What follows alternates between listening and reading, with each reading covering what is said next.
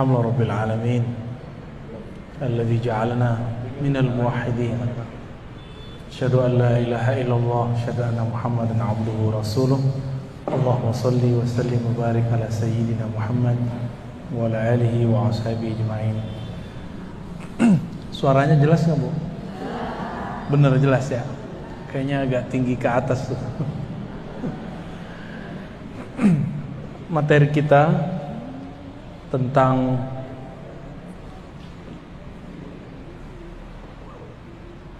tauhid ya. Gimana judulnya? Ma'rifat muwahhidin. Ma'rifatnya ahli tauhid. Untuk itu mari kita mulai dengan membaca Al-Fatihah. Semoga Allah membuka pikiran hati kita semua untuk mendapatkan ma'rifat, pengenalan kepada Allah. Al-Fatihah. A'udzubillahi minasy syaitonir rajim. Ya na'budu wa iyyaka nasta'in. Ghairil maghdubi 'alaihim waladdallin. Amin. Kita masuk ke materi, mungkin ini materi penutup ya. Ma'rifatul muwahhidin. Ma'rifat ahli tauhid. Ma'rifat ahli tauhid. Ma'rifat pengetahuan al-muwahhidin, orang-orang yang bertauhid kepada Allah Subhanahu wa ta'ala ya. Pakai ini tes sama aja. Gimana? Sama gak? Ya. Ya telinganya aja yang agak dipasang ya. Saya pelan-pelan insyaallah ya. Ayat tauhid yang paling sering dibaca dan sudah dihafal bahkan oleh anak kecil itu surat Al-Ikhlas. Qul huwallahu ahad. Itu dalil pertama kita. Katakanlah dialah Allah ahad. Ahad itu Esa. Esa masih bahasa Sanskerta. Mungkin kita turunkan ke bahasa kita. Tunggal masih bahasa sana juga. Turunin lagi satu. Tapi satu dengan tunggal itu ada sedikit perbedaan. Kalau satu masih ada duanya. Tapi kalau tunggal nggak ada nomor duanya. Tunggal nggak bisa dibagi dua. Esa tunggal itu sama. Tidak bisa dibagi dua. Kalau satu bisa 1,5. Bener. Kalau satu itu 2 kurang 1, 1. 3 kurang 2, 1. Tapi kalau tunggal nggak begitu. Itu beda secara bahasa ya. Selama ini kita sering mendengar kata tunggal, Esa. Barangkali kita menyamakannya dengan kata satu. Makanya Allah membedakan namanya Ahad dengan Wahid. Ada Wahid gak bahasa Asmaul Husnanya? Ada gak? Wahid artinya yang maha pertama. Kalau Ahad yang maha tunggal, yang maha esa. Maka Pancasila nomor pertama, ketuhanan yang maha esa, yang memenuhi syarat cuma umat Islam.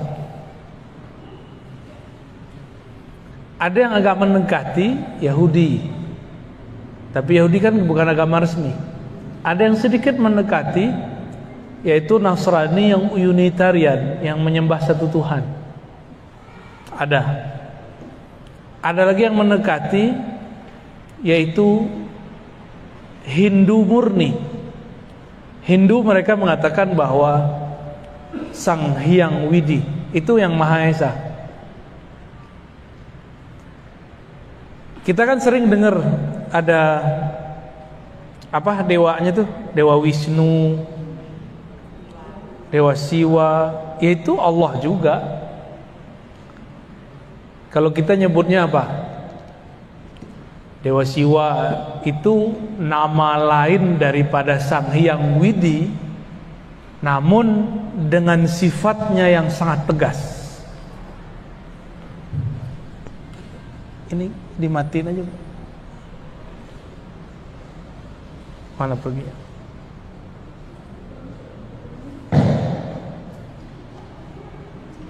Ya. Jadi saya ngobrol dengan teman-teman yang Hindu Bali ya. Saya nggak tahu kalau Hindu yang di India sana saya nggak ngerti. Ya.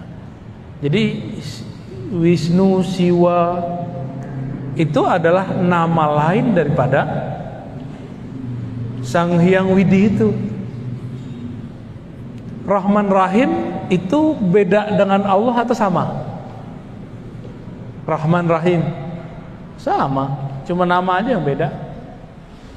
Namun kemudian barangkali di kalangan awam mereka, jadi ada pendeta-pendeta awamnya memvisualkan Wisnu, Siwa itu sosok yang berbeda dengan Sang Hyang Widi, ya. Baik. Di dalam Al-Quran ada banyak macam bertauhid. Ada mulai dari tauhidnya orang-orang munafik, orang-orang kafir, ya. Ini tauhid level paling bawah. Sebenarnya nggak disebut tauhid, ya. Kita sebut saja tauhidul munafikin, tauhidnya orang munafik. Tauhid orang munafik ini lain di mulut, lain di hati. Inilah yang disebut dalam surah Al-Baqarah, yukhadi'una Allah walladzina amanu. Mereka hendak menipu Allah dan orang-orang yang beriman. Lidahnya bilang la ilaha illallah, qalbunya tidak. Ini tauhid apa namanya? Tauhid munafikin. Yang kedua, ada tauhid muqallidin, tauhid orang yang taklid. Apa arti taklid? Ikut tanpa tahu dalilnya. Itu namanya taklid. Apa kata kiai deh gitu, apa kata ustad. Tauhid muqallidin ini, kalau dia dapat guru yang benar-benar, kalau dia dapat guru yang nggak benar, ya salam. Dapat ustadz pengajian mengajarin Allah berada di atas aras, ya sudah dia ikut begitu. Akhirnya terjebak membayang-bayangkan Allah. Dulu di Masjid An-Nasr ada yang ngajarin begitu, ya. Malah ibu-ibu ditanya di mana Allah, katanya dalam mengaji. Dibacain hadis sama dia, fis sama, di langit. Padahal ini hadis bertentangan dengan hadis yang lebih sahih, Sahih Bukhari. Itu hadis riwayat Imam Muslim. Riwayat siapa? Imam Muslim ini kualitas hadisnya di bawah Imam Bukhari. Jika ada riwayat yang sahih menyalahi yang lebih sahih, maka disebut dengan syadz. Hadisnya ganjil. Dalam Sahih Bukhari, bab mengenai Isra Mi'raj, Nabi ketika naik ke langit, langit pertama, kedua, ketiga, keempat, kelima, ketujuh, tidak bertemu Allah. Bertemunya siapa? Para nabi. Sedangkan hadis ini mengatakan fis sama. Di manakah Allah wahai budak? Si budak mengatakan Tuhan Allah di langit. Berarti keliru dia. Riwayatnya keliru. Kenapa? Waktu Nabi di langit pertama ketemunya Nabi Adam, kedua terus sampai ke langit ketujuh ketemu Nabi Ibrahim alaihissalam. Ini Sahih Bukhari, yang ini Sahih Muslim. Lebih tinggi mana? Sahih Bukhari.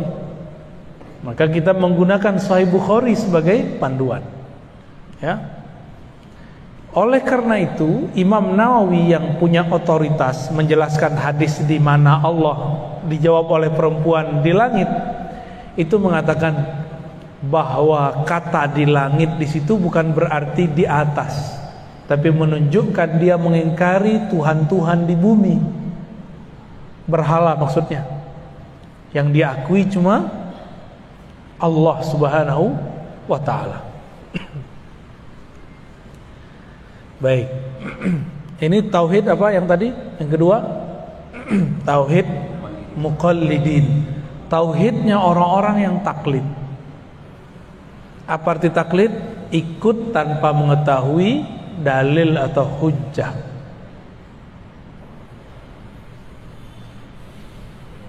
Nah, yang ketiga,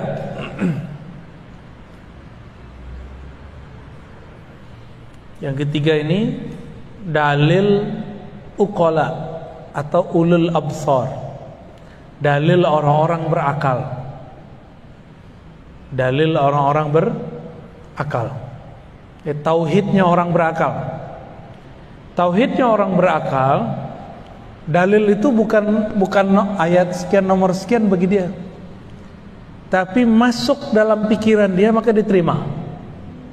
Ini orang-orang yang berakal, ini lumayan tinggi nih. Kebanyakan orang beriman di sini atau di nomor dua tadi. Tauhid al-uqala, tauhid orang berakal. Dia mengenal Allah dengan akalnya. Tapi perlu diingat, akal itu dia punya karakter. Apa karakter akal? Dua aja, menerima, menolak. Inilah yang rumit. Kenapa rumit? Lafaz tauhid itu la ilaha illallah. Itu lafaz tauhid. Coba lihat, ya, surat Muhammad ayat 19. Fa'lam annahu la ilaha illallah. Ketahuilah bahwasannya la ilaha. La ilaha artinya tiada Tuhan. Itu namanya menolak. Illallah, kecuali, itu namanya menerima. Bahasa Arab menolak itu nafi. Kalau menerima, menetapkan, bahasa Arabnya isbat. La ilaha nafi, illallah isbat.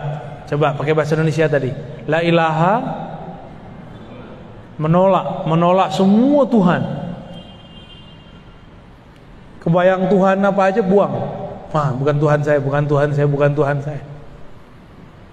Tuhan itu bukan berarti sesuatu yang kita sembah-sembah aja, bukan. Yang kita yakini menyembuhkan, yang ngasih rezeki. Itu disebut Tuhan. Kalau terbersit dalam hati, yang menyegarkan itu air. Nih saya minum nih, lalu saya meyakini yang menyegarkan air, berarti sudah nambah Tuhannya. Jadi kita minum tapi tidak meyakini air yang menyegarkan.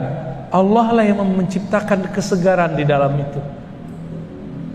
Gitu. Minum obat. Ada nggak orang minum obat nggak sembuh-sembuh? Ada, banyak. Nih depan saya banyak yang minum obat nggak sembuh-sembuh. Bener.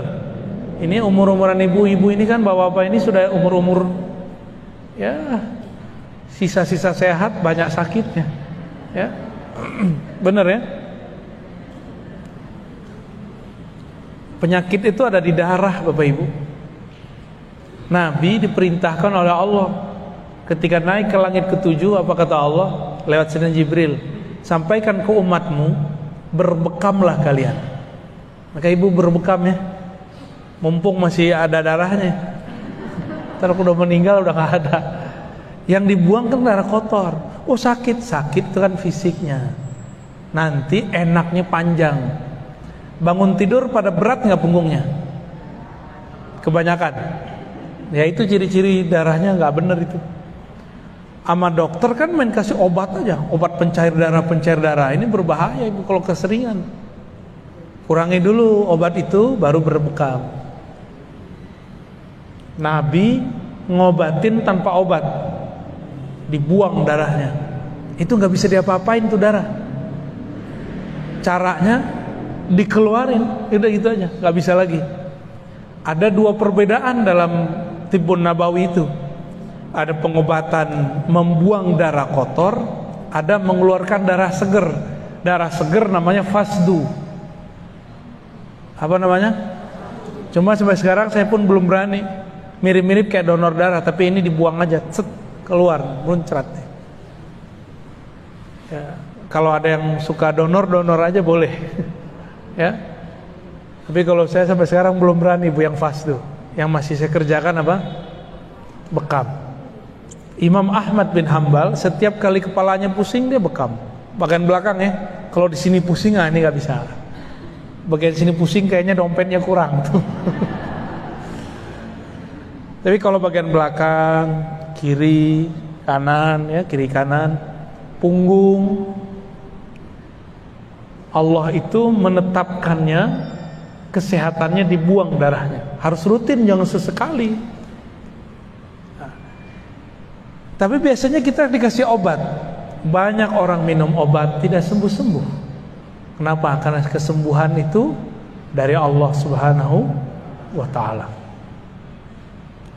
Sekali terbersit dalam pikiran saya bahwa obat ini yang menyembuhkan, maka batal tauhidnya.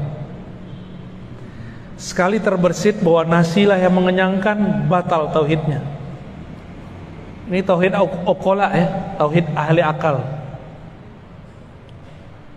Kita boleh nggak bilang nasi mengenyangkan secara fisik, tapi secara hakikat hanya Allah yang mengenyangkan.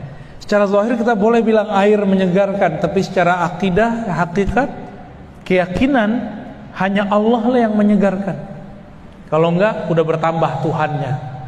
Nah ini berbahaya ya. Bapak ibu mungkin sebagian, kalau yang ibu-ibu ini rezekinya lewat suami. Kalau bapak-bapak ini mungkin bekerja sendiri.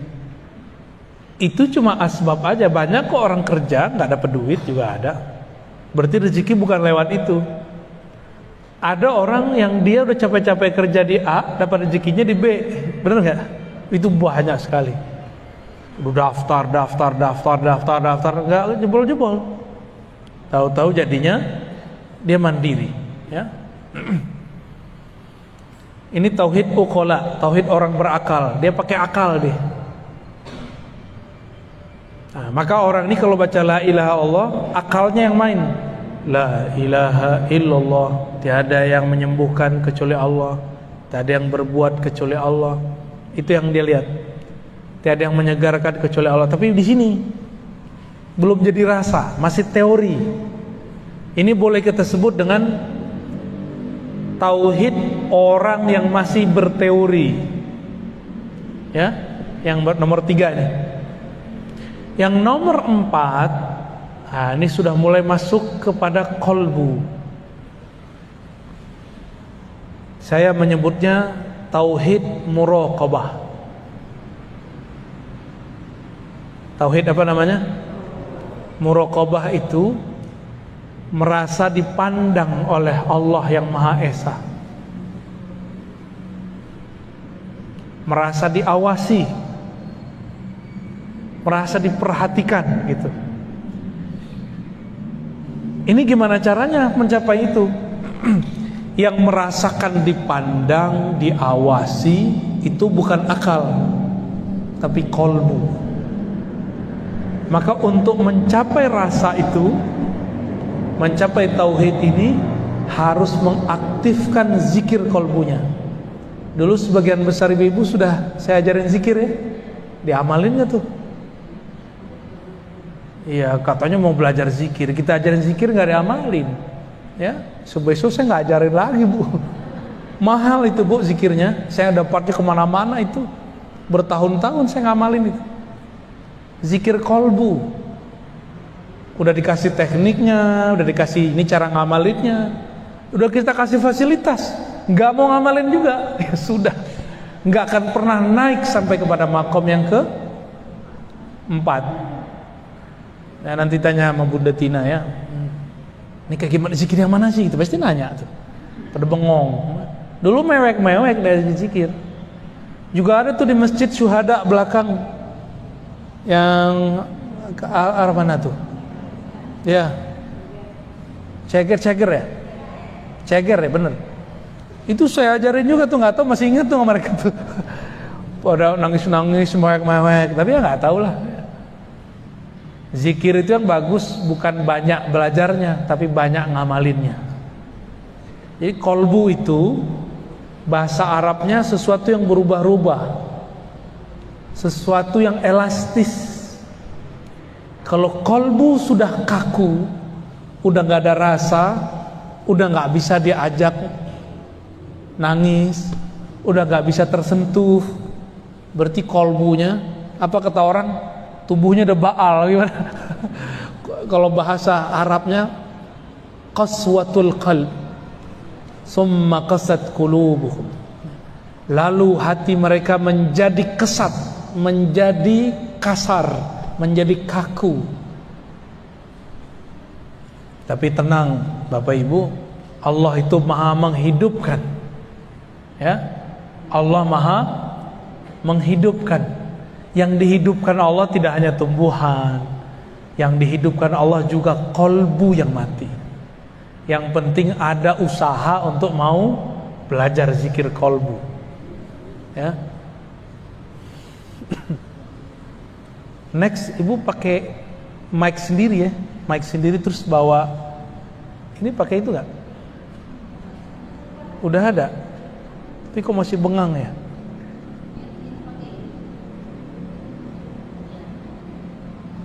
Coba bisa nggak tuh? Ya. Tes. Gimana? Kerasa? Ekonya dikurangin. Kita bukan lagi mau gedangdut.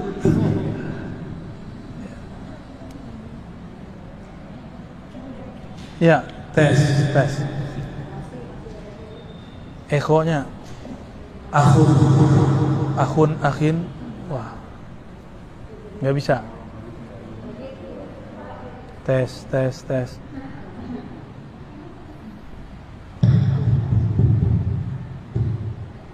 Bismillah. Ya, oke, baik. Lebih jelas ya. Ya, biar sayanya juga nggak terlalu banyak ngeluarin suara, energinya capek juga. Baik. Jadi tauhid yang keempat ini gimana tauhidnya? Tauhid muraqabah. Tauhid muraqabah di mana tempatnya? Kolbu. Kolbu itu apa yang dia rasakan? Dipandang, diawasi, diperhatikan. Ya. Lalu apa yang dibaca? Yang dibaca sama, la ilaha illallah. Tapi pemahaman yang akan ditambah. Apa pemahaman waktu baca la ilaha illallahnya? Pemahaman yang dibaca waktu itu adalah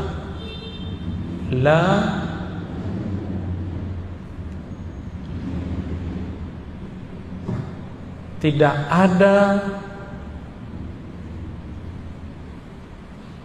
yang memperhatikan, yang mengawasi kecuali Allah. Tidak ada yang memperhatikan, tidak ada yang mengawasi kecuali Allah. Jadi dia baca la ilaha illallah, tapi beda makna dengan orang munafik. Orang-orang munafik baca la ilaha illallah, lidahnya baca, pikirannya kemana-mana. Tapi kalau ahli kolbu ini baca la ilaha illallah, dalam hatinya dia merasa dilihat oleh Allah. Lebih dulu merasa dilihat atau bacaannya yang lebih dulu? Bisa dua-duanya Pak. Bagi yang belum ada rasa itu baca aja dulu. Kita baca la ilaha illallah, tiada yang memperhatikan aku kecuali Allah. Ini zikir dapat menghancurkan riya. Ini zikir dapat menghabiskan ya, sum'ah.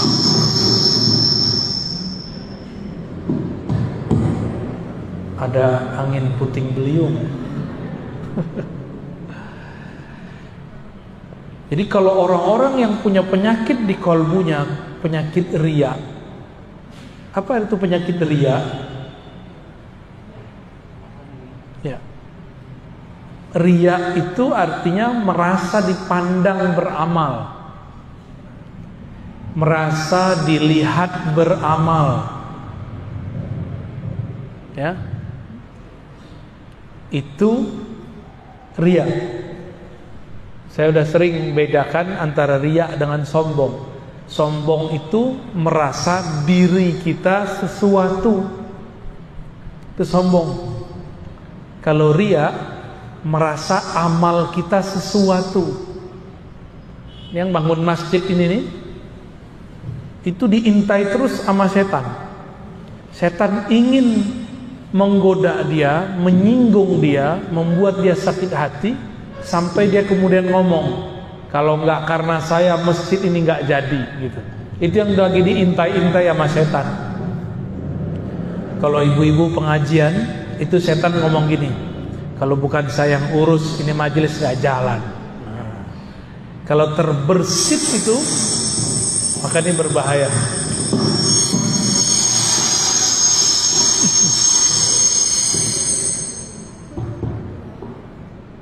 Waduh, ada angin puting beliung berkali-kali nih. Baik.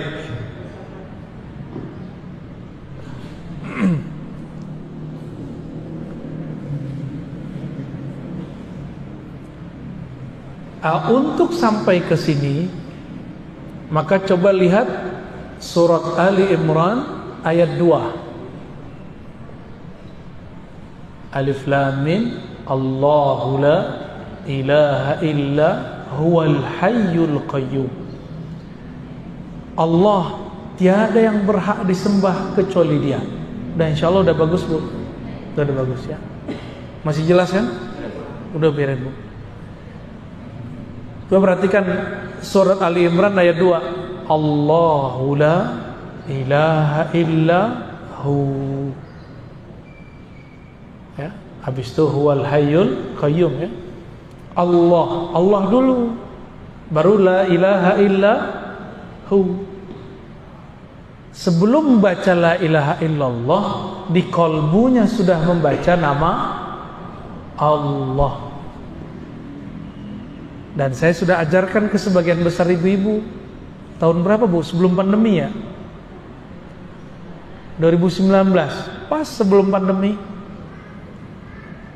Disebut nama Allah dalam kolbu, baru kita lisannya baca la ilaha illallah. Dan saya sudah sering mengatakan juga bahwa ada yang unik di dalam Al-Quran. Di dalam Al-Quran lebih banyak lafaz la ilaha illahu daripada la ilaha illallah. Benar? Lebih banyak lafaz la ilaha illahu itu sampai 20 lebih. La ilaha illallah enggak banyak. Maka hu itu bagian dari nama Allah. Huwa bagian dari nama Allah. Apa arti huwa? Huwa itu artinya hanya Dia, tiada selainnya. Hanya Dia, tiada selainnya. Kalau masih terbayang bersama Allah ada sesuatu, baik itu pahala, terbayang surga, berarti belum nyampe. Tauhid orang nomor 2, tadi nomor 2 tauhid muqallidin. Tauhid muqallidin ini ciri-cirinya suka cari pahala. Dia bertauhid biar dapat pahala, biar masuk surga. Itu yang nomor 2. Kalau yang nomor 3 bukan, dia cari kedamaian, cari yang masuk akal. Ini nomor 3. Kalau nomor 4 tadi, di kolbunya yang ada adalah mencari bukan lagi kedamaian akal, tapi ketenangan kolbu. Terus nomor 1 kemana dia? Kalau nomor 1 cari aman. Tahu cari aman? Biar kelihatan aman nama orang, maka dia baca la ilaha illallah. Itu orang munafik. Sedangkan nomor 4 tadi, dia mencari kedamaian di dalam kolbunya. Maka sebelum zikir la ilaha illallah, sebutlah nama Allah di kolbu. Cari ahli zikir, belajar kepada mereka bagaimana cara nyebut nama Allah di dalam kolbu. Bagi yang belum belajar talqin zikir ya, sebut nama Allah di kolbu, baru baca la ilaha illallah. Jadi kenapa kebanyakan orang kalau zikir tidak ada rasa di kolbunya? Karena kolbunya kosong. Kolbunya belum dibacakan Allah. Makanya dalam ayat ini dimulai dari Allahu la ilaha illahu. Baca dulu Allah di kolbumu, isbat. Kalau nomor 3 tadi, orang berakal, nafi, isbat. Ditiadakan Tuhan, lalu diterima hanya satu Tuhan, yaitu Allah. Kalau yang nomor 3 lain, isbat dulu baru nafi, baru isbat gitu. Tetapkan dulu nama Allah dalam kalbu, keyakinan kepada Allah dalam jiwa, baru katakan tiada Tuhan. Tiada Tuhan, ini nafi, menolak. Illallah, kecuali Allah, menerima, isbat lagi. Jadi kita kalau ulang, isbat, nafi, isbat. Kalau yang nomor 3 tadi apa? Nafi, isbat. Pakai bahasa Indonesia.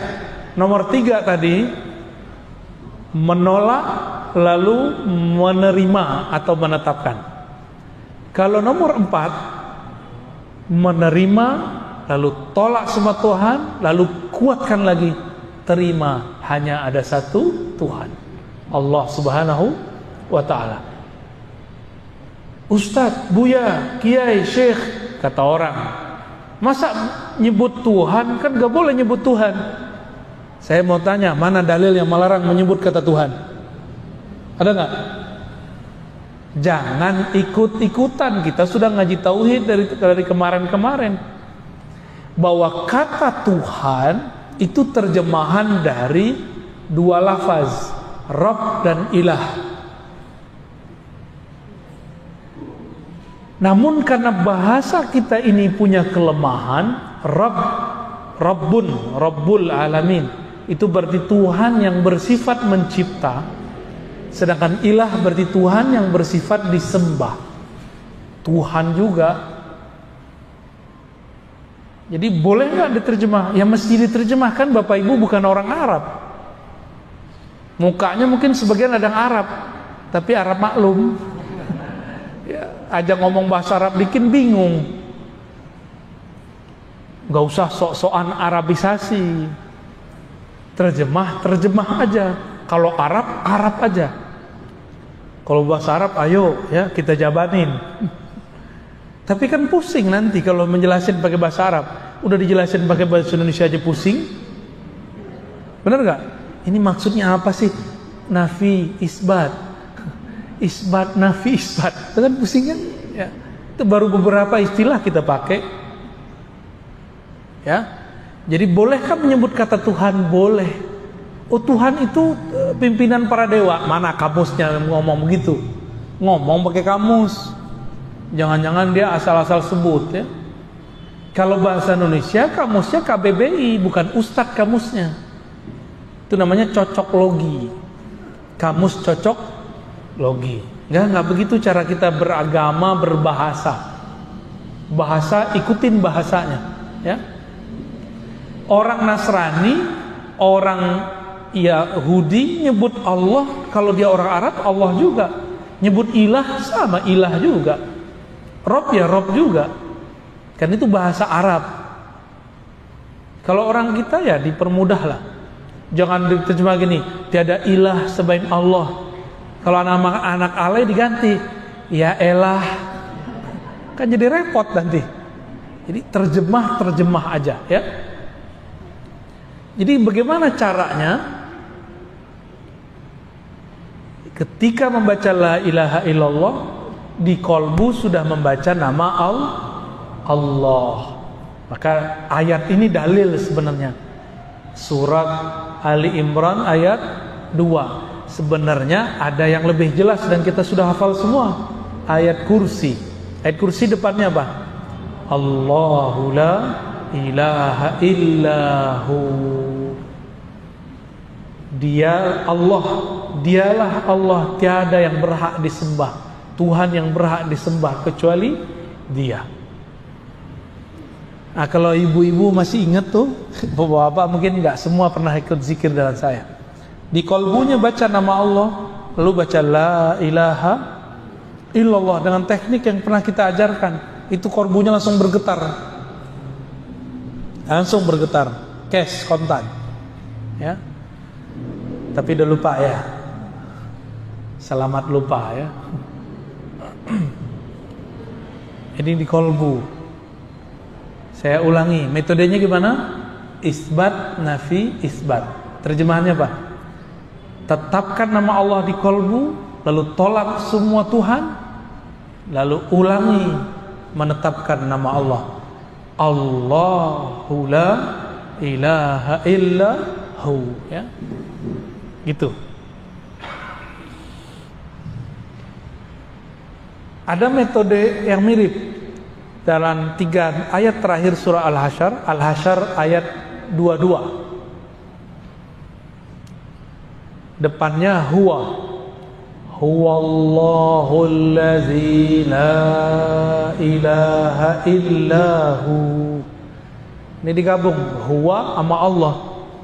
Huwallahul ladzi la ilaha illahu. Berarti huwa dan Allahnya digabung. Itu sebabnya ulama-ulama, guru-guru kami dulu itu ada yang mentalkinkan dipecah itu kalimat. Huwallah sendiri, la ilaha illahu sendiri, hu sendiri, Allah sendiri.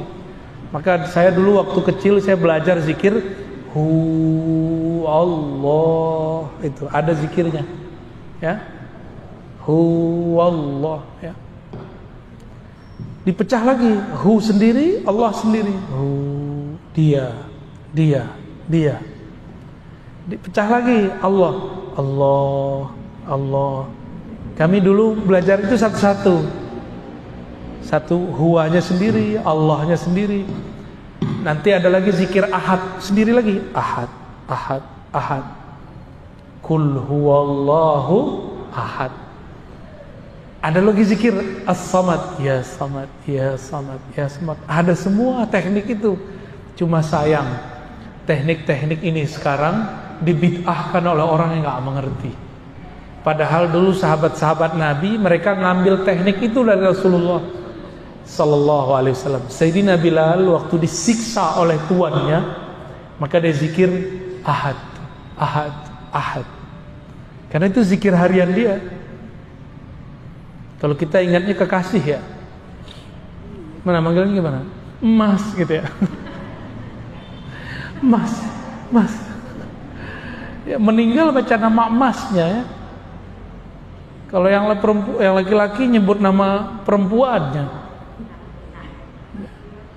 Sebut nama Allah. Itu yang paling ini. Huwa itu ada filosofinya. Huwa itu adalah nama membebaskan pikiran dari selain Allah. Itu rahasia dari kata hu. Hu Allah. Hu itu membebaskan pikiran dari selain Allah. Jadi orang-orang yang penakut itu zikirnya hu Allah. Misalnya takut ada kuntilanak, gondrowo, baca aja itu di situ. Bersih tar tempat tuh. Otak dia juga bersih dari horor. Di mana-mana ada makhluk selain kita. Enggak hewan, enggak malaikat, enggak jin, ada. Satu jengkal di kita Bapak Ibu, ini udah ada malaikat. Sudah ada dimensi lain jin. Jadi kalau orang bilang rumah saya berpenghuni, ya iya, penghuninya kamu satu. Yang kedua, ada malaikatnya kalau di situ ada sholat zikir, ada silaturahim. Yang ketiga, ada jinnya. Kalau itu rumahnya muslim, maka jinnya muslim. Jin muslim tinggalnya di genteng Bu, atau di atap itu ditinggalnya. Kalau kita habis makan, tulang-tulang kita taruh itu dimakan sama dia. Ya, kelihatan sama jin itu ada dagingnya. Jadi tidak benar kata teman saya, ruqyahnya tidak syar'i, ngakunya syar'i. Apa kata dia?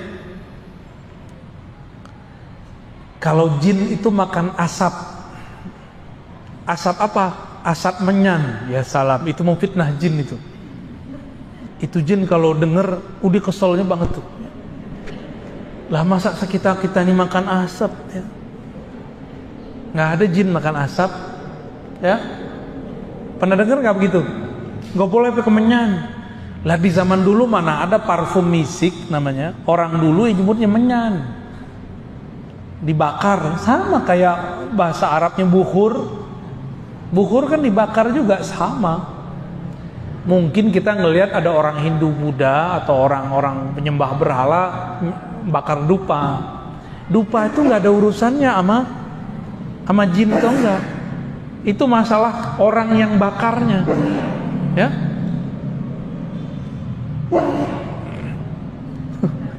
Udah bersin nih, kurang tidur bu. Baik, ini baru nomor 4, tauhid ahli qalbu. Kita sudah sebutkan maknanya, tempatnya di mana, bacaannya apa, caranya gimana. Tinggal ketemu mursyidnya aja ya. Tauhid qalbu ini adalah tangga ihsan paling bawah. Nabi mengatakan ihsan itu engkau beribadah seakan memandangnya, jika tidak maka merasa dipandangnya. Jadi nanti buahnya itu sholat kayak merasa diperhatiin. Tapi kalau belum, ya udah zikir yang Allah aja dulu, atau huwa Allah aja dulu, ya itu cukup kok. Naik lagi, apa nih zikirnya? Boleh disebut zikir mukhatabah, zikir dialog. Disebut tauhidnya tauhid musyahadah, tauhid memandang Allah Subhanahu wa ta'ala. Tauhid memandang Allah. Allah bisa dipandang nggak sama ini? Bisa dipandang dengan mata nggak Allah? Dengan akal? Enggak juga. Dengan kolbu? Enggak juga. Maka tidak ada namanya kolbu memandang Allah, itu enggak ada. Kolbu dipandang oleh Allah. Innallaha yanzuru ila qulubikum. Allah memandang ke dalam kolbumu, bukan kolbu memandang Allah. Ya. Lewat mana Allah memandang kolbu? Nah, ini yang disebut nanti tauhidnya tauhid musyahadah. Ini ilmunya rahasia, tapi saya sebut saja. Sebut pembukaannya aja. Ini tempatnya pada ruh. Tempatnya ada pada ruh. Masih ingat ada ayat surat Zariyat, wa fi anfusikum afala tubsirun. Di dalam dirimu apakah engkau tidak memandang? Tauhid qalbu tadi yang nomor 4, dia merasa dipandang. Lewat mana dia dipandang? Lewat ruh. Ruh itulah yang memandang dia. Maka dia merasa diperhatikan. Ruh ini siapa yang memandangnya? Itulah Allah yang meniupkan ruh. Kita ini di dalam diri ini ada unsur selain tubuh ini. Saya sudah buat kajian ini berjilid-jilid, ya, dan berulang-ulang. Surat Shad ayat 72, surat Al-Hijr ayat 27, surat Sajadah ayat 7 sampai 9. Intinya sama. Allah mengatakan, aku ciptakan tubuh jasad manusia dari tanah. Setelah tubuh jasadnya sempurna, maka aku tiupkan rohku. Maka Allah membedakan antara mencipta dengan meniupkan. Tubuh kita ini dicipta, tapi ruh kita ditiup. Bagaimana cara Allah meniup? Allah yang maha tahu. Ruh yang ditiupkan itulah yang dapat izin memandangnya.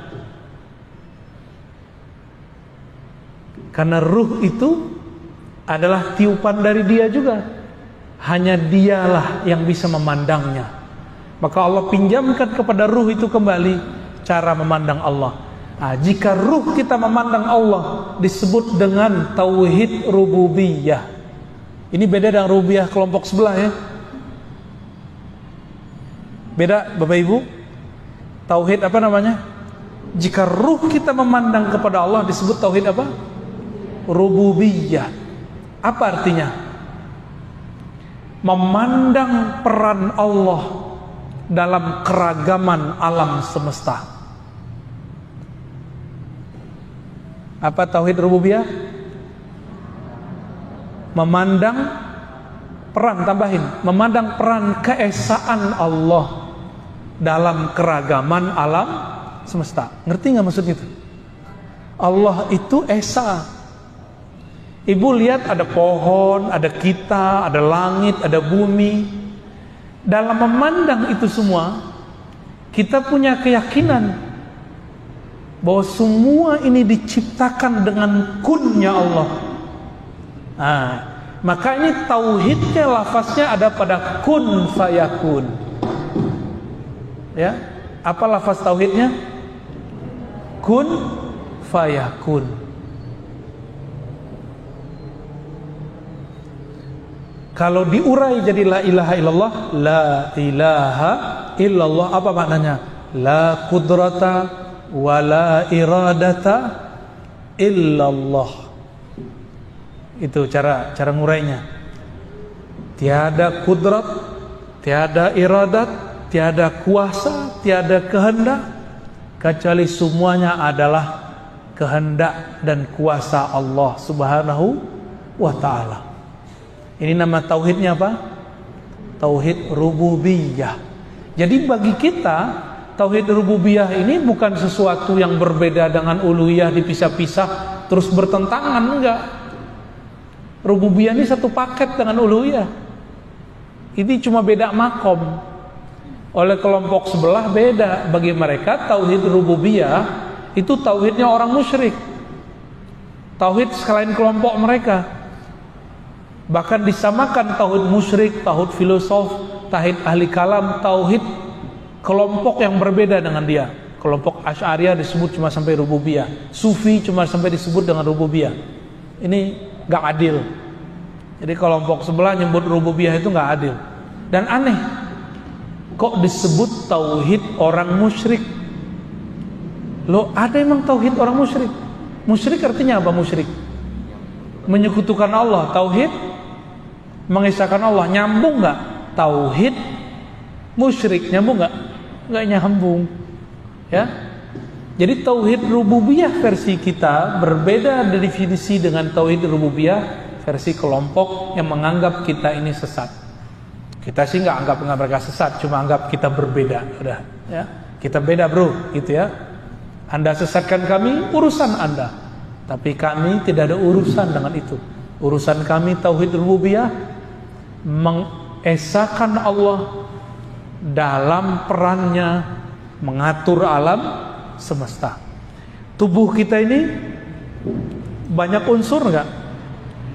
Ada unsur air, ada unsur api, ada unsur tanah, ada unsur udara.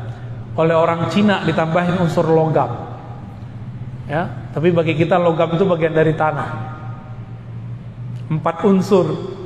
Jadi ini tubuh ini kalau diurai 4 anasir namanya. Ya, 4 anasir. 4 unsur ini siapa yang kemudian mengatur alurnya dalam tubuh? Inilah yang disebut masing-masing 4 ini ada alamnya. Disatukan oleh Allah menjadi padu. Rabbul alamin. Alhamdulillahi Rabbil alamin. Segala puji bagi Allah yang Rabbi, yang memadukan, yang menyatukan alam semesta dalam keesaannya dengan keesaannya. Ya. Jadi Allah tetap sendiri meskipun yang diurus banyak.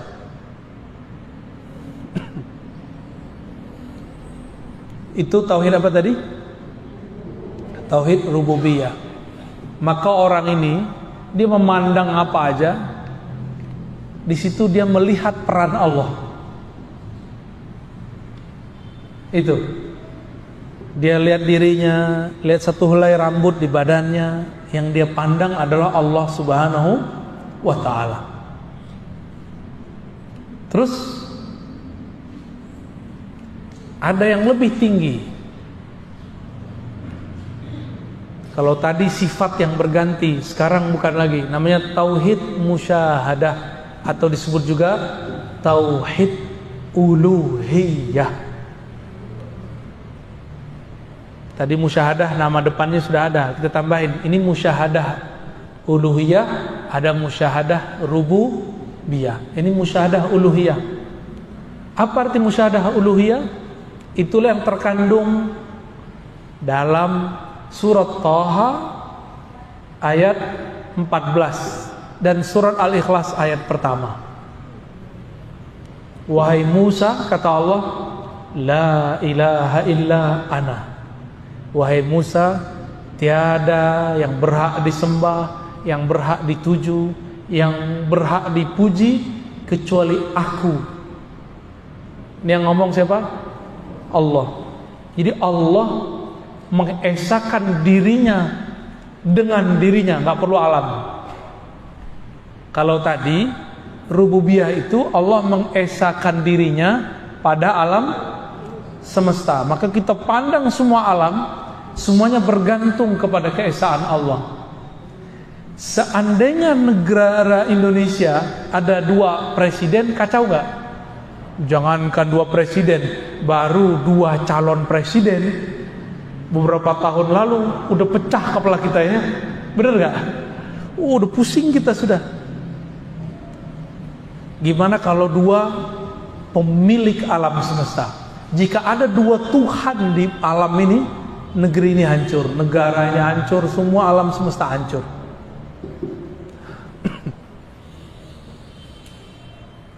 Tauhid musyahadah uluhiyah ini, Allah memandang keesaannya di dalam dirinya, di dalam zatnya. Dan ini rahasia di dalam rahasia, saya tidak boleh menjelaskan kecuali sampai di situ saja, ya. Inilah yang disebut dengan ihsan, level tertinggi. Engkau sholat seakan memandang Allah Subhanahu wa ta'ala. Jadi itu bukan dengan kolbu, itu dengan ruh. Nah, ini beberapa guru, kiai, mursyid itu keliru. Dia sebut memandang Allah dengan kolbu. Itu salah fatal. Kolbu itu masih ada ruangnya, masih ada tempatnya, masih ada arahnya. Allah tidaklah berarah. Dialah yang menciptakan arah. Tidak beruang, karena Allah lah yang menciptakan semua ruang. Ruh itulah. Apa istilahnya tadi? Tauhid ulu. Apa artinya? Allah mengesakan dirinya di dalam dirinya. Gak ada alam. Ini yang disebut ahadiyah. Kul huwallahu ahad. Allah itu ahad. Jadi ahad artinya belum ada alam, belum ada arasy, belum ada langit, belum ada kursi, belum ada budak perempuan yang nanya di mana Allah, belum ada. Ya. Allah dulu sendiri, sekarang masih sendiri nggak? Masih sendiri. Kalau Allah bilang Allah bersama alam, musyrik. Allah tidak pernah bersekutu keberadaannya, berserikat keberadaannya dengan alam. Maka ayat yang menyebutkan wa huwa ma'akum ainama kuntum, dia bersamamu dimanapun kamu berada, bukan berarti bersama berdua. Saya mau tanya, masih kelihatan gak bulan cahayanya kalau matahari terbit? Masih kelihatan gak? Kita ini kegelapan, Allah itu cahaya. Masih ada nggak kegelapan kalau cahaya terbit? Allahu nurus samawati wal ard. Allah lah cahaya langit dan bumi.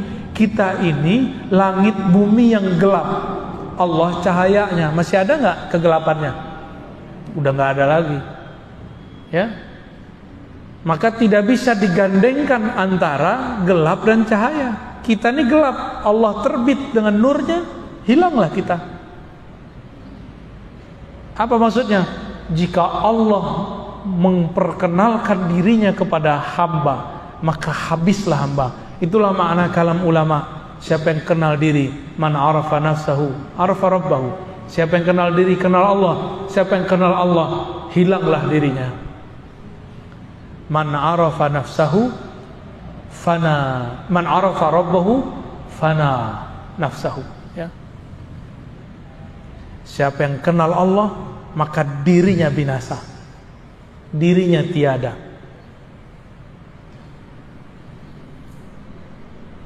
Nabi Musa waktu beliau meminta bertemu Allah, masih ingat ceritanya? Itu Allah hanya menunjukkan satu percikan cahayanya. Oleh Sayyid Ahmad bin Idris al-Idrisi, Imam Idris, ya, beliau mengatakan itu cahaya disebut Nur Muhammad sallallahu alaihi wasallam. Itu dalilnya. Dalil Nur Muhammad ada di situ. Jadi yang diperlihatkan Allah kepada bukit, kepada gunung, lalu gunungnya hancur, itu cahaya Nabi Muhammad sallallahu alaihi wasallam. Kok bisa cahaya Nabi menghancurkan gunung?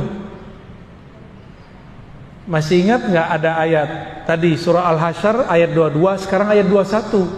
Lau anzalna hadzal Qur'ana 'ala jabalin la ra'aitahu khashi'an mutasaddi'a. Seandainya Quran ini diturunkan ke bukit, ke gunung, gunung hancur, binasa, tertunduk, khashi'an mutasaddi'a. Nabi itu ditanya sama Aisyah, apakah akhlak Nabi? Apa jawaban Sayyidah Aisyah? Akhlaknya adalah Al-Quran. Al-Quran cahayanya cahaya Nabi. Nyambung? Nyambung nggak? Belum nyambung ya? Saya ulangi ya.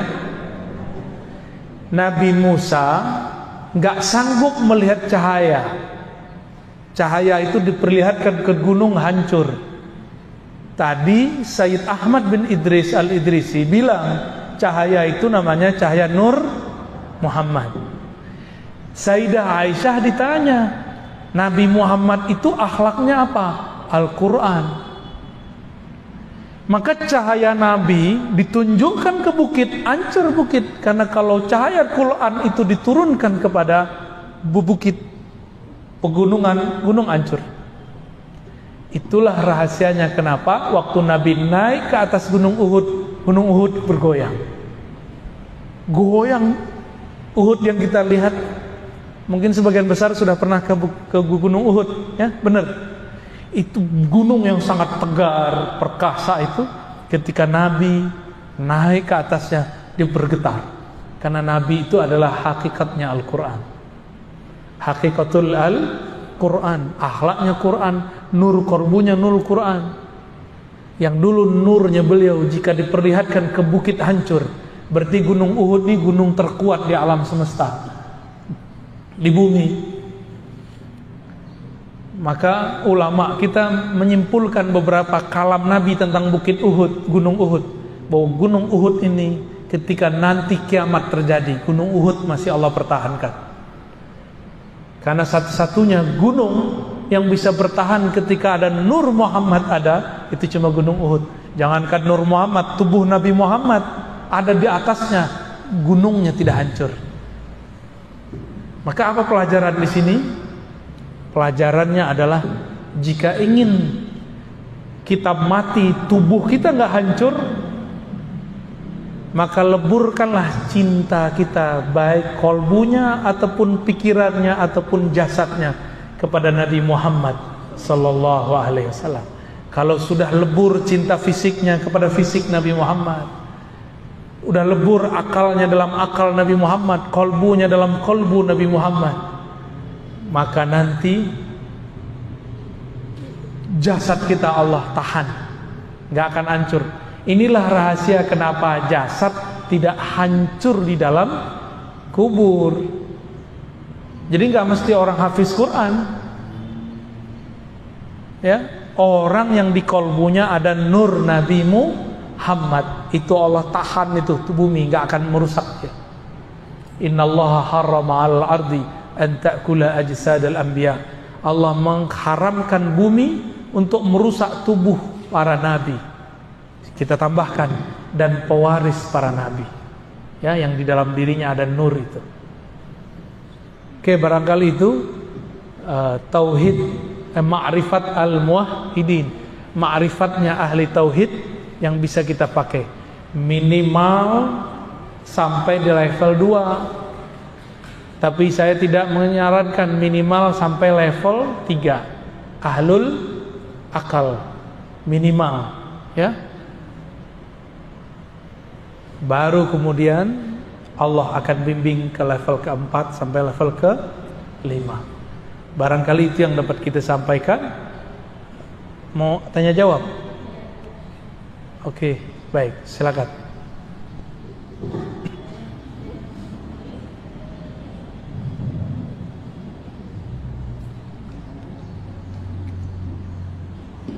Pakai tulisan, Pak?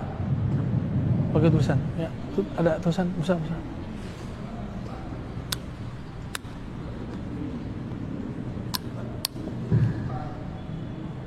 Ya, pakai tulis saja, Pak.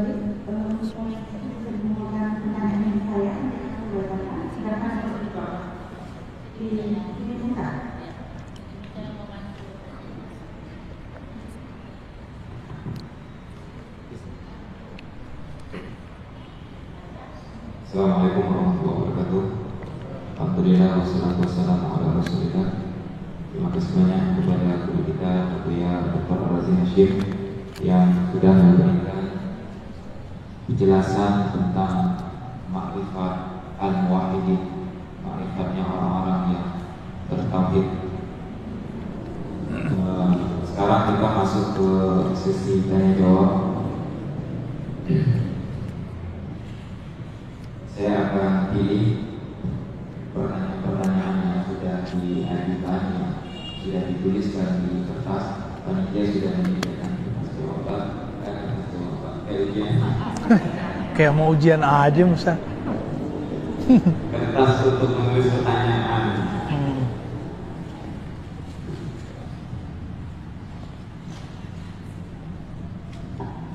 Ya. Pertama mungkin ini yang sederhana dulu, yang meskipun sederhana ini kayaknya diberikan banyak orang. Bagaimana caranya memulihkan kembali kolbu yang sudah kotor?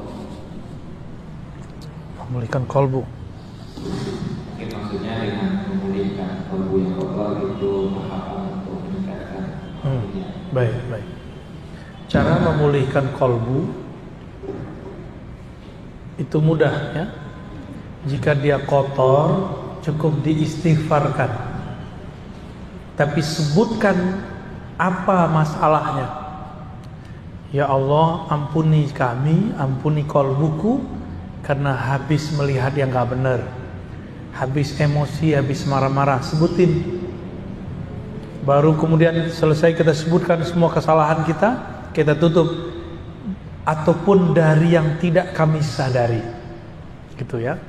Dari kesalahan yang kami ketahui ataupun yang tidak kami ketahui, yang kami sadari ataupun yang tidak kami sadari, gitu.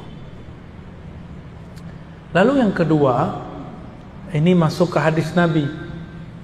Nabi mengatakan jaddidu imanakum biqauli jaddidu imanakum, perbaharui imanmu, hadis Imam Ahmad.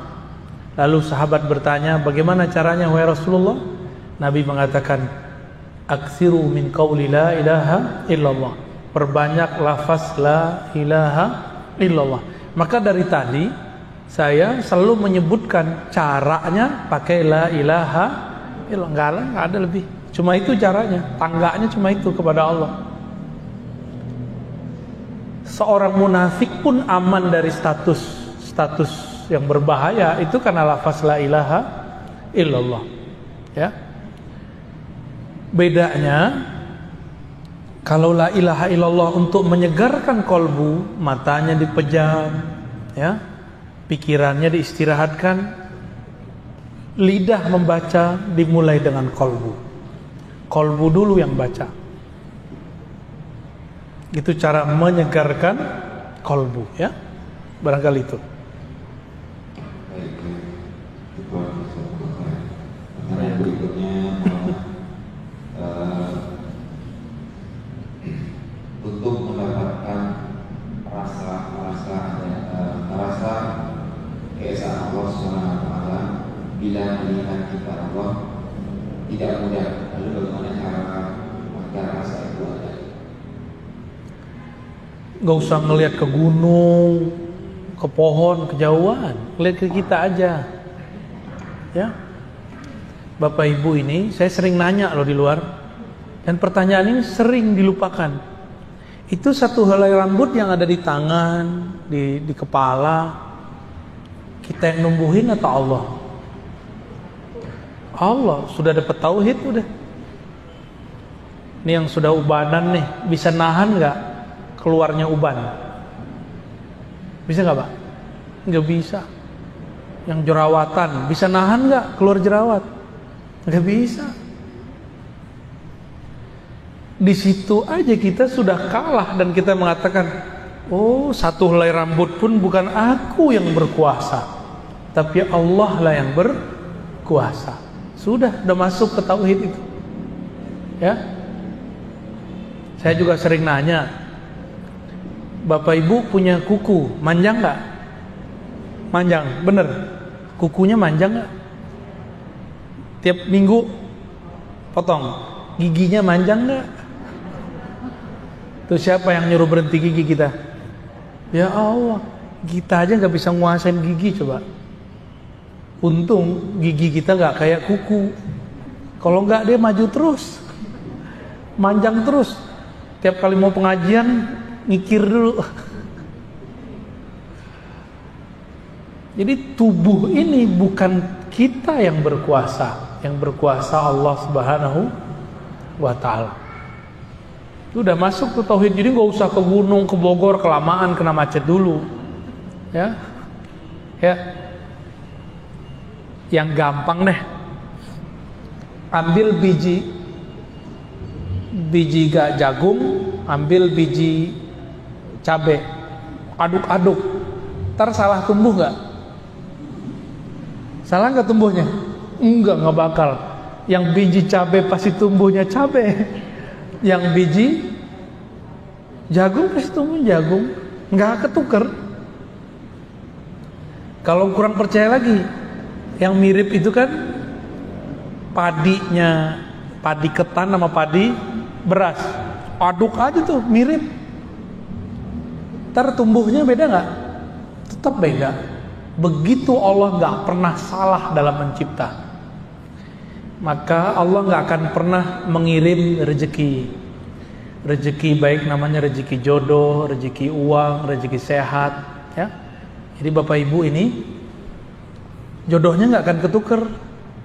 Saya pengennya sama dia, kok dia yang dapat dia? Itu nggak benar begitu, ya. Kita tidak akan pernah ketuker jodohnya, nggak akan pernah. Walaupun suami istri, rezekinya nggak akan pernah ketuker juga. Rezeki istri ya untuk istri, suami untuk suami, anak ya untuk anak, nggak akan pernah ketuker. Kalau suami istri aja nggak bisa ketuker, gimana sama tetangga? Biar gimana dengan teman kerja? Nggak akan ada namanya rezeki ketuker. Kalau begitu, muncul nggak sifat iri? Kalau sudah paham begini, kalau sudah paham bahwa rezeki tidak pernah ketukar, muncul gak iri? Gak bakal ada iri. Orang iri dengki karena dia tidak kenal kepada Allah Subhanahu wa ta'ala, ya. Gak akan pernah ketukar.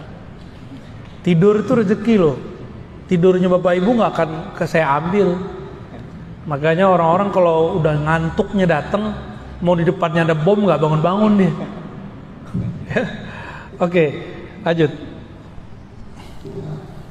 Sebelumnya Bapak Ibu karena banyak pertanyaan dan itu kita pilih dari semua pertanyaan akan dibacakan, dan beberapa pertanyaan di sini juga sebenarnya sudah sering dibahas sama Buya, tapi nanti untuk pertanyaan yang diajukan ternyata tidak dibacakan kita bisa mencari jawabannya dari kajian dunia sebelumnya. Nah, di sini pertanyaan berikutnya ya, terkait dengan tauhid musyahadah tadi. Di mana tauhid musyahadah tadi ada dua macam, musyahadah rububiyah dan musyahadah uluhiyah. Di sini penanya mungkin kelihatan masih bingung tentang musyahadah uluhiyah. Ketika Allah bermusyahadah dengan dirinya pada dirinya, lalu peran manusia ada di mana? Udah nggak ada manusia, ya. Kullu man 'alaiha fan, ya. Semua yang ada akan binasa. Jadi binasakan dulu, matikan dulu diri kita sebelum mati, baru tahu tuh rasa itu. Jadi kalau akalnya masih kritis, kolbunya masih mencari-cari,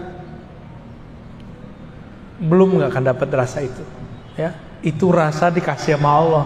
Jadi yang nomor terakhir musyahadah uluhiyah dan rububiyah itu anugerah dari Allah. Tapi anugerahnya kalau ketemu Nabi Muhammad atau ketemu wali al-ghaus namanya. Wali pangkatnya paling tinggi.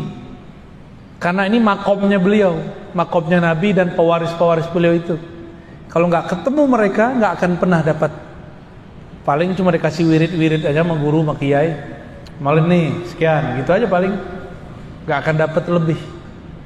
Tapi kalau ketemu dengan al-ghaus, wali yang lebih tinggi dari semua wali, yang kolbu dia plok copy paste kolbu Rasulullah, ya, seperti Syekh Abdul Qadir Jilani, Sidi Ahmad Rifai, ya, Abul Hasan Syazili, Ahmad Tijani, itu mereka kolbunya itu.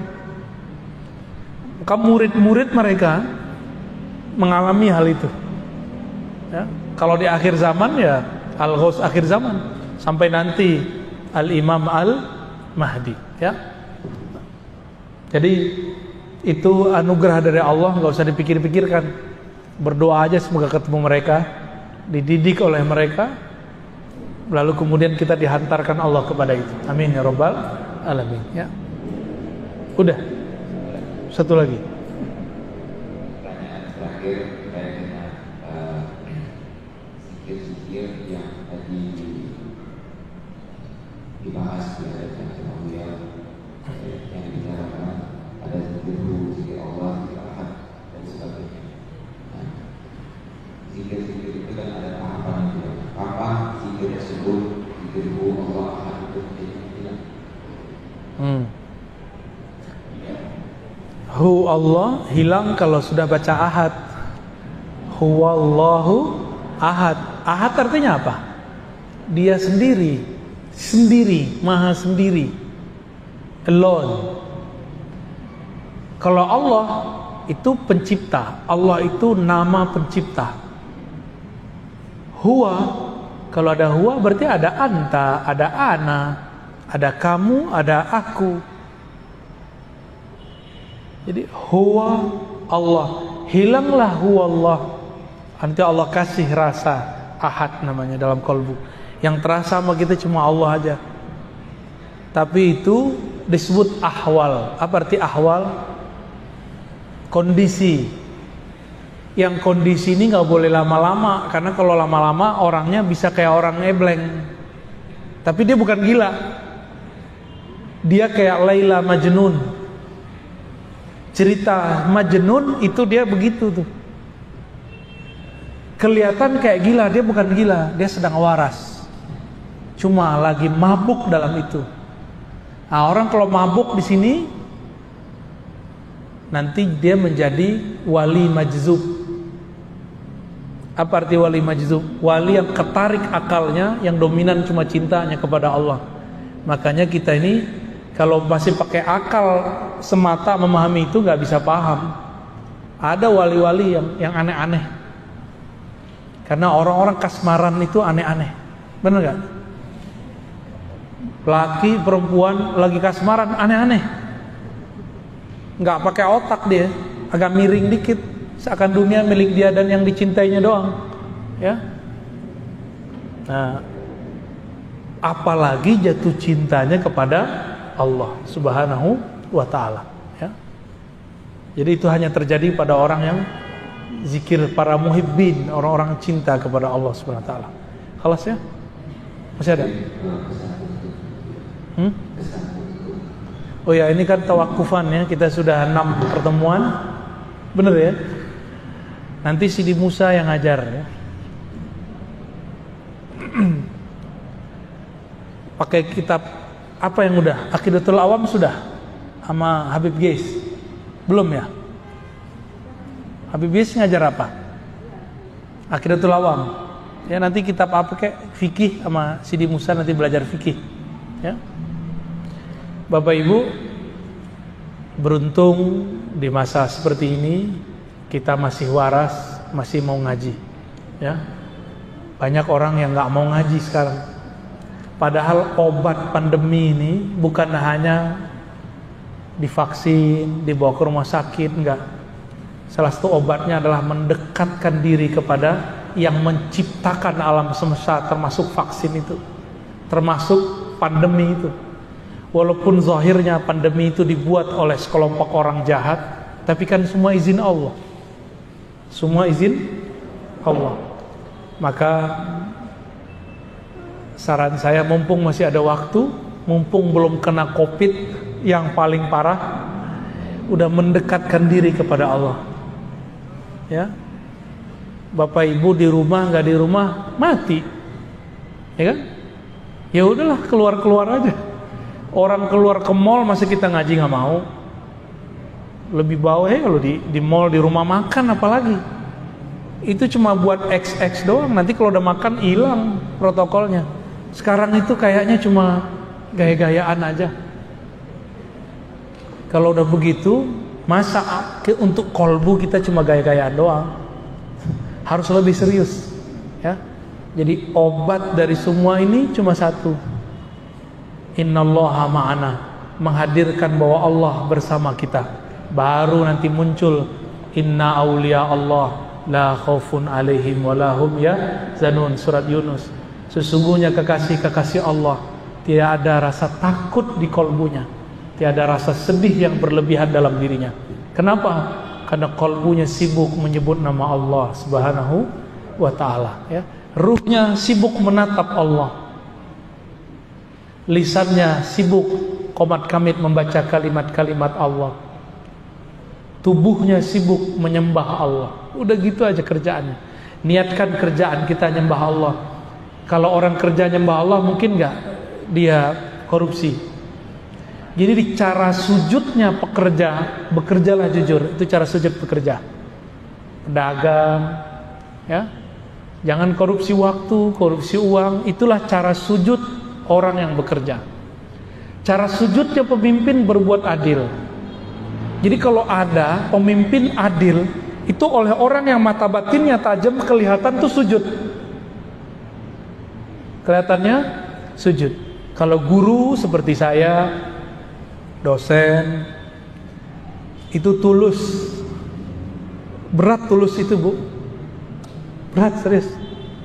Amplopnya tipis dikit tuh mulai berkata-kata tuh. Serius. Ini yang kemudian kita digampar-gampar terus sama guru kita dari dulu. Ditata terus supaya nggak berubah kolbunya, mau itu tipis ataupun tebal. Kan dari Allahnya sudah ada. Kan Allah yang ngasih rezeki. Ini para guru nih, kalau paham bab ini, dia nggak akan terlalu galau. Bahkan kalau dia ngajar suatu tempat nggak dikasih honor, dia biasa aja. Pasti di tempat lain dilebihin. Begitu aja terus, ya. Cuma kadang-kadang guru ngaji aja kadang-kadang keyakinan dia kepada rezeki Allah masih dipertanyakan. Dan saya tidak sedikit bertemu guru ngaji, Tuhannya bukan Allah lagi, tapi orang kaya yang biayain dia. Itu sering kejadian. Jadi kolbunya itu sudah nggak bergantung kepada Allah. Nah, untuk Bapak Ibu yang diberikan kemapanan, bergantunglah kepada Allah yang Maha Mapan. Ke guru bukan bergantung, ke guru itu bersanad. Apa arti sanad? kita menyandarkan ilmu kepada guru kepada gurunya, nyambunglah kepada Rasulullah sallallahu alaihi wasallam. Dengan demikian maka kita akan selalu terhubung, terkoneksi dengan Allah. Disitulah tiada lagi rasa galau, rasa gelisah, insya Allah. Untuk itu semua mari kita doakan siapapun yang hadir, para pengurus, para pengajar, orang yang membangun masjid ini, semuanya semoga Allah berkahi, Allah ridhoi. Ala hazinnya wa likulli niyatin salihah. Al-Fatihah.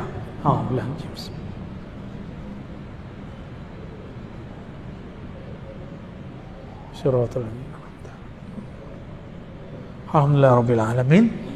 Baik Bapak Ibu, mohon izin ya, mohon pamit. Assalamualaikum warahmatullahi wabarakatuh.